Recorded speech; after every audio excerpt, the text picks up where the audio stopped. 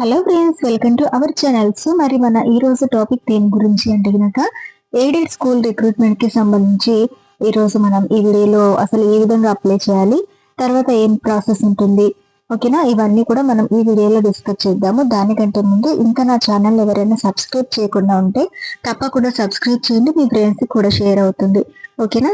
So మరి start చేసేద్దాం late చేయకుండా. ఎయిడెడ్ స్కూల్ రిక్రూట్మెంట్ కి సంబంధించి మనకు ఎగ్జామ్ కూడా ఉండడం జరుగుతుందని గతంలో ప్రభుత్వం ప్రకటించిన విషయం మనందరికీ తెలిసిందే కదా. సో ఏంటంటే డిఎస్సి తరహాలో అంటే డిఎస్సి లెవెల్లో ఎగ్జామ్ అయితే ఉంటుందని చెప్పడం కూడా జరిగింది ఎయిడెడ్ రిక్రూట్మెంట్ కి సంబంధించి అనమాట. సో మరి ఈ ఎయిడెడ్ రిక్రూట్మెంట్ కి సంబంధించి ఎగ్జామ్ ప్యాటర్న్ ఎలా ఉంటుంది, ఫస్ట్ ఎగ్జామ్ ప్యాటర్న్ డిస్కస్ చేద్దాము. ఇది ఏం లేదండి, సేమ్ డిఎస్సి సిలబస్ ఏదైతే ఉంటుందో అదే సిలబస్ ఈ ఎయిడెడ్ రిక్రూట్మెంట్ కి కూడా ఉంటుందన్నమాట. సేమ్ అలాగే వెయిటేజ్ ఇవ్వడం జరుగుతుంది. 80% అయితే ఇవ్వడం జరుగుతుంది. 20% వెయిటేజ్ వచ్చేసి మనకి టెట్ లేదా సీటెట్ అనమాట. ఇక్కడ మీరు అప్లై చేయాలంటే ఖచ్చితంగా టెట్ లేదా సీటెట్ కంపల్సరీగా ఉండాలండి. అది లేకుండా మీరు అప్లై చేయడానికి ఇక్కడ పాసిబుల్ అవ్వదు.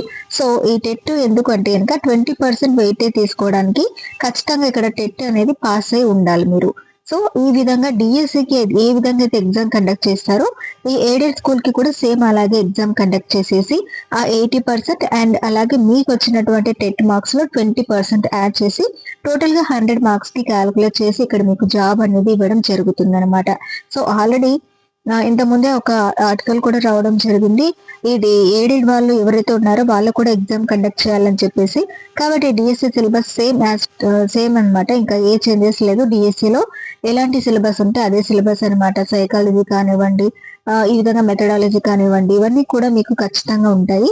ఇంకా టాపిక్ లోకి డీప్ గా వెళ్ళిపోదాం మనము. సో ఫస్ట్ మీరు ఏం చేస్తారంటే csc.ap.gov.in అనే వెబ్సైట్ ని మీ యొక్క గూగుల్లో సర్చ్ చేయండి. సర్చ్ చేస్తే మీకు ఇలా వస్తుంది. సో ఇక్కడ చూడండి, నేను చూపిస్తున్నాను. Aided recruitment submitted details and aided recruitment file uploads, download hall tickets, వీటి గురించి నేను తర్వాత చెప్తాను.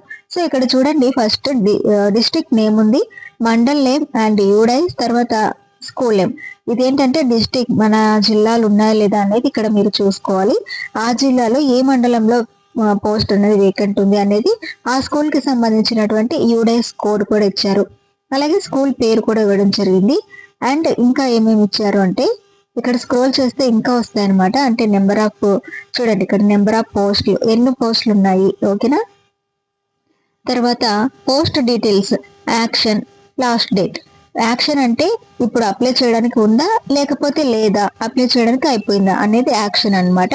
లాస్ట్ డేట్ కూడా ఇచ్చారు ఎప్పుడు అప్లై చేయాలని చెప్పేసి. పోస్ట్ డీటెయిల్స్ ఏంటంటే ఎన్ని పోస్టులు ఉన్నాయి అంటే మామూలుగా నెంబర్ ఆఫ్ పోస్టులు అంటే ఎన్ని ఉన్నాయి అనేదండి. ఇక్కడ పోస్ట్ డీటెయిల్స్ అంటే ఏ పోస్ట్ ఖాళీగా ఉంది అనేది ఇక్కడ డీటెయిల్ గా ఇవ్వడం జరుగుతుంది.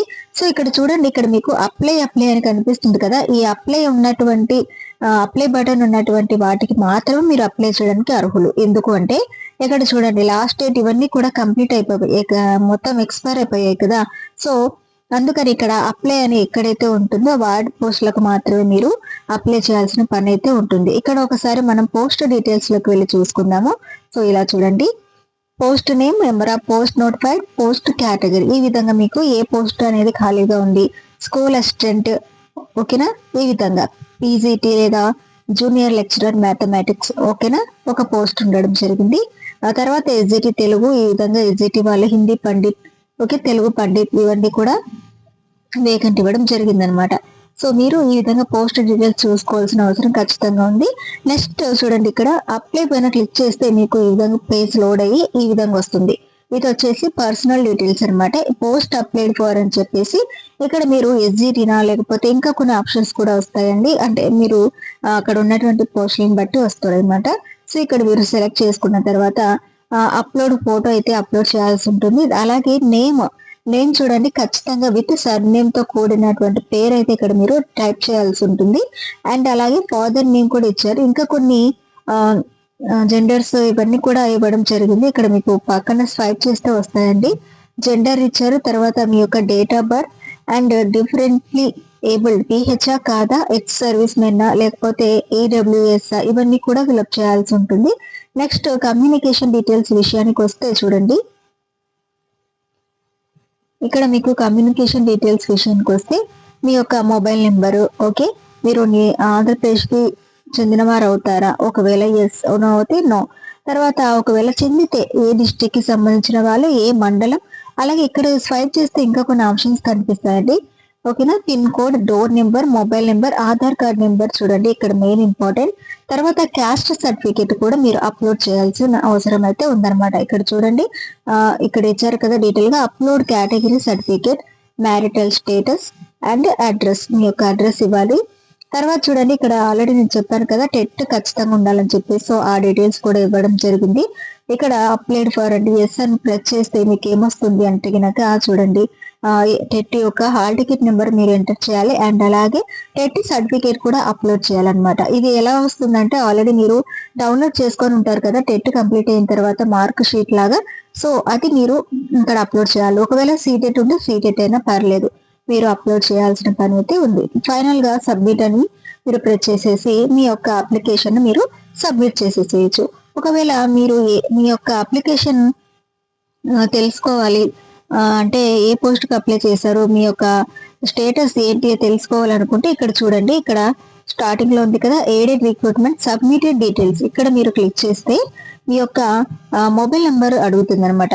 అంటే అప్లై చేసేటప్పుడు ఏ మొబైల్ నెంబర్ ఇచ్చారో ఆ మొబైల్ నెంబర్ మీరు ఇక్కడ ఎంటర్ చేసి గెట్ డీటెయిల్స్ దగ్గర ప్రెస్ చేస్తే మొత్తం మీరు ఏ పోస్ట్ లకు అప్లై చేశారు ఇవన్నీ కూడా వచ్చేస్తాయి. తర్వాత ఇక్కడ చూడండి డౌన్లోడ్ హాల్ టికెట్, సో మీ ఎగ్జామ్ ఉంటుంది అని చెప్పాను కదా, ఆ ఎగ్జామ్ కి సంబంధించి డౌన్లోడ్ హాల్ టికెట్ అనే ఆప్షన్ కూడా ఇవ్వడం జరిగింది. యాక్చువల్లీ ఇంతకుముందు ఈ ఆప్షన్ అయితే లేదనమాట. ఇక్కడ ఏం అవుతుంది అంటే మీ యొక్క అప్లికేషన్ ఐడి అప్లై చేసిన తర్వాత మీకు ఒక ఐడి అనేది వస్తుంది, ఆ ఐడిని మీరు ఇక్కడ ఎంటర్ చేయాల్సి ఉంటుంది. అండ్ అలాగే మీ యొక్క డేట్ ఆఫ్ బర్త్ ఎంటర్ చేసిన తర్వాత ఇక్కడ జనరేట్ అని ఉంది కదా, ఈ జనరేట్ పైన క్లిక్ చేస్తే మీ యొక్క హాల్ టికెట్ అనేది డౌన్లోడ్ అయిపోతుంది అనమాట. యాక్చువల్లీ ఫస్ట్ లో అయితే ఈ ఆప్షన్, ఈ డౌన్లోడ్ ఆప్షన్ అనేది అయితే లేదండి. ఓన్లీ ఈ సబ్మిటెడ్ డీటెయిల్స్ అండ్ అలాగే ఎయిడెడ్ రిక్రూట్మెంట్ ఫైల్ అప్లోడ్స్ అనేది మాత్రమే ఉండేది. సో ఇప్పుడు ఎగ్జామ్ ఖచ్చితంగా పెట్టాలి, కండక్ట్ చేయాలి అంటున్నారు కాబట్టి ఆ ఎగ్జామ్ కి సంబంధించిన డౌన్లోడ్ హాల్ టికెట్ ఇవన్నీ కూడా రావడం జరిగింది. సో ఇదంతా కూడా మీరు అప్లై చేసిన వాళ్ళు ఎవరైతే ఉన్నారో వాళ్ళకి ఇక్కడ డౌన్లోడ్ హాల్ టికెట్ కానివ్వండి, రిక్రూట్మెంట్ సబ్మిటెడ్ డీటెయిల్స్ కానివ్వండి రావడం జరుగుతుంది అనమాట.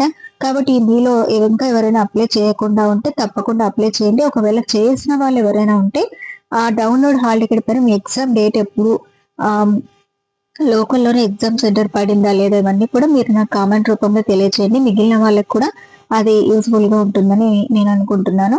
సో ఇక్కడ చూడండి, ప్రెసెంట్ అయితే మనకి ఏ పోస్ట్ వేకెంట్ గా ఉందంటే సో కర్నూలు అనమాట. కర్నూలులో మనకి కర్నూలు అర్బన్ కి సంబంధించి పోస్టులు అయితే ఖాళీగా ఉన్నాయి.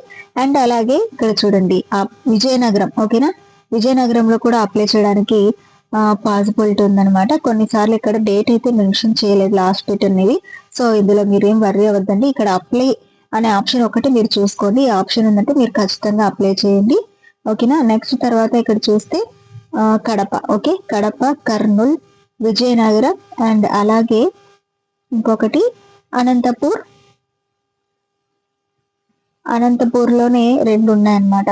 సో ఇలా 2 కానివ్వండి 3 కానివ్వండి ఎన్నైనా రావచ్చు. అంటే ఆ స్కూల్ ఎన్ని ఉన్నాయో వాటిని బట్టి వేకెన్సీని బట్టి ఇక్కడ మీకు ఒకటే పోస్ట్ అనేం కాదండి, చాలా పోస్టులే ఉంటాయి. మాక్సిమం ఒక మండలంలో 2 పోస్టులైనా ఉంటాయి, లేదా ఒక డిస్టిక్ లో ఒక 2 పోస్టులు ఉన్నాయి ఖచ్చితంగా ఉంటాయి అనమాట. సో అంటే 2 మండలాలైనా ఖచ్చితంగా ఉంటాయి, లేదా డిస్టిక్ కి ఒకటన్నా ఎయిడెడ్ రిక్రూట్మెంట్ అనేది ఖచ్చితంగా ఉంటుంది.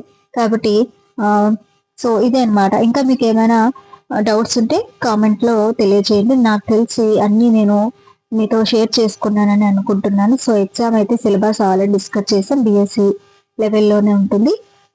ఇంకా ఎవరైనా అప్లై చేసి ఉంటే డౌన్లోడ్ హాల్ టికెట్ కానివ్వండి, ఆప్షన్స్ కానివ్వండి, ఇవన్నీ కూడా మీకు ఏమొచ్చాయి అనేది నాకు మెన్షన్ చేయండి.